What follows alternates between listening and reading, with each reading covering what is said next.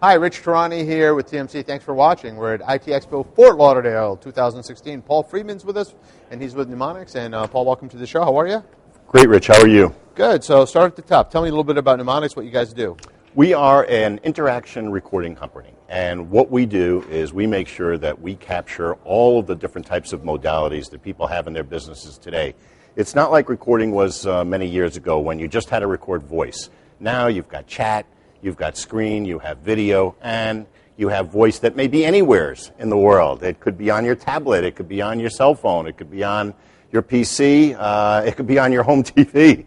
So there are many places that the requirements now for recording are much more substantial, because as things become ubiquitous with recording, so does the compliance requirements. And businesses have to be very careful today to make sure that folks in their organizations who never got recorded before, whether it was there was always recording in a contact center or a public safety environment, but now with products like Skype for Business, for example, you can literally record anyone in the enterprise, anywhere in the world.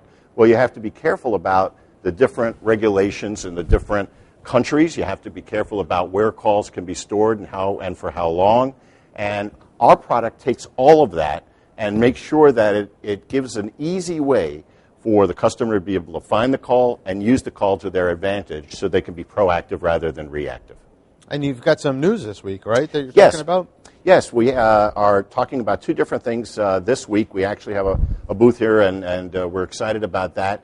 With Allworks, one of our great integrations, we're a company that's known for our integrations. We integrate with virtually any type of platform, but we have a specific integration to Allworks.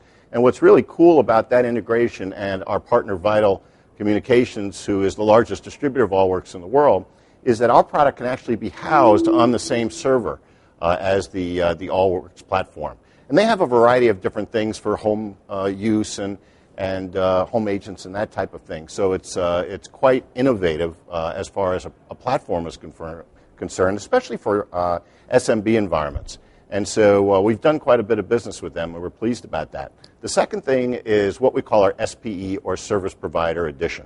And the Service Provider Edition of our product is actually for folks that are doing hosting themselves. So there are a lot of Skype for Business hosters, but also people who host in a BroadSoft environment and an Asterisk environment. We'll work in any of those environments. And our Service Provider product works just like our regular product. Is just as simple and just as easy to use and looks exactly the same, except that it gives that multi-tenant capability. So if you need to split people off or have different calls going to this particular client, different calls going to another client, they can have completely separate databases. And so we find that to be very advantageous. So does the product support archiving and storage for Allworks users? Yes, it does. You can store those calls in a SAN, a NAS. You can store it up to Microsoft Azure or other types of things if you want it in the cloud. That's the same whether it's in the Allworks environment or in any type of environment. So we're very flexible with the storage capability. You tell us where you want those calls stored. We will then encrypt them, compress them, and make sure that they're stored in an environment that you want and that you can back up yourself if you so desire. Now, from a carrier perspective, what are some of the reasons why carriers would want to work with you? Well, what we have found is that the recording capabilities of most of the providers to the carriers is really not up to snuff from a compliance standpoint and may not have the kind of usability and capabilities that people really need. So we're going to provide that extra value. And so a service provider could actually charge a little bit more per month for this additional capability. So therein lies the power that they now can give to their customers that they would not normally have. And then their customers benefit because they're getting something that isn't just an add-on to a regular phone system. It's designed specifically for this application to do the kinds of things that they're going to need, but they can get it without having to go to the expense of putting in servers on their prem. Now, for the carriers out there that are watching and are interested in compatibility, what are some of the platforms that it's compatible with? Skype for Business, BroadSoft, Asterisk, IntelliPeer. We can work in virtually any environment, and SIPREC will work in that environment as well. So the thing about Numonix is that we understand integrations, and we understand how to get the best from that integration to provide the most metadata to the customer with the easiest way to find it. Because the information isn't any good to you if you don't know how to get to it. So we make it very simple and very easy for people to capture that metadata. In fact, whether it be our service provider edition or a regular enterprise edition, we actually have a dashboard. And that dashboard can be customized for each individual user. So you may be an agent in a contact center, or someone else may be the president of he or she may be the president of an organization.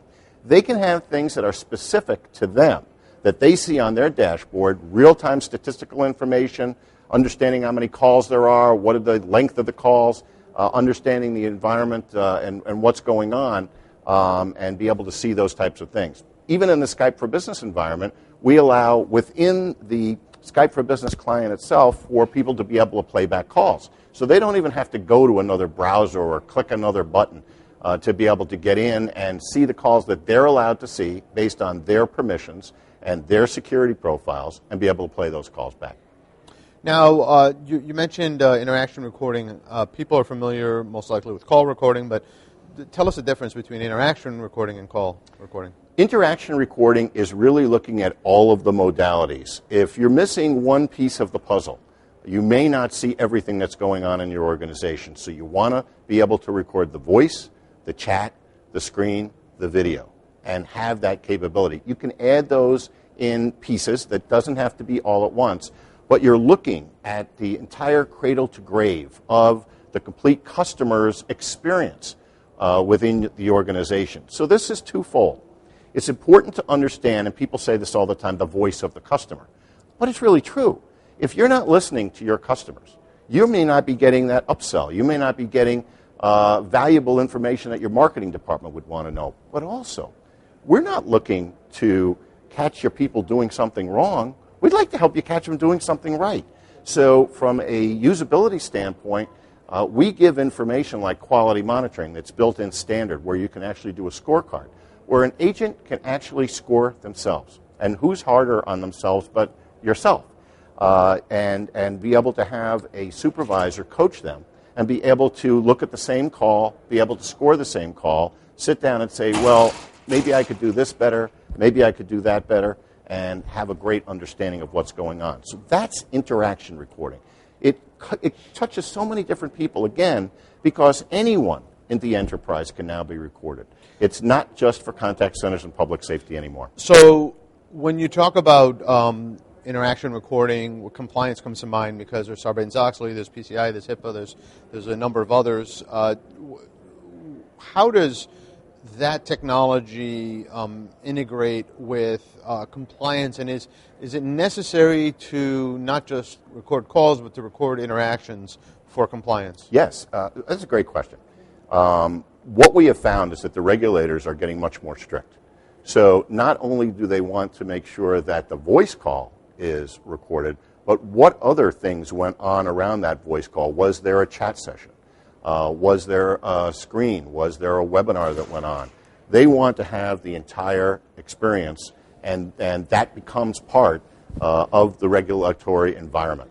So yes, it's extremely important I'm sorry. So Paul, no, I'm sorry, I'm cutting you off, but all right, so the point is that some regulators or many regulators are getting more interested in this information. The question is, nobody wants to spend money on anything, right, unless they have to. So they want to know, it's either fear or greed that people spend money. That's why they spend money, right? This fear or greed. In this case, it's fear, regulatory problems. What are the potential penalties or downsides to not having that information? Oh, I've seen companies fined in the millions of dollars for not being compliant. Or not keeping calls for the correct period of time, or with HIPAA compliances, not doing the proper things, or with us, like for PCI compliance for the payment card industry, we actually mask out that information that cannot be there. If the payment card industry finds that you are not compliant with what they're not compliant with what they're asking for, they can fine you millions of dollars.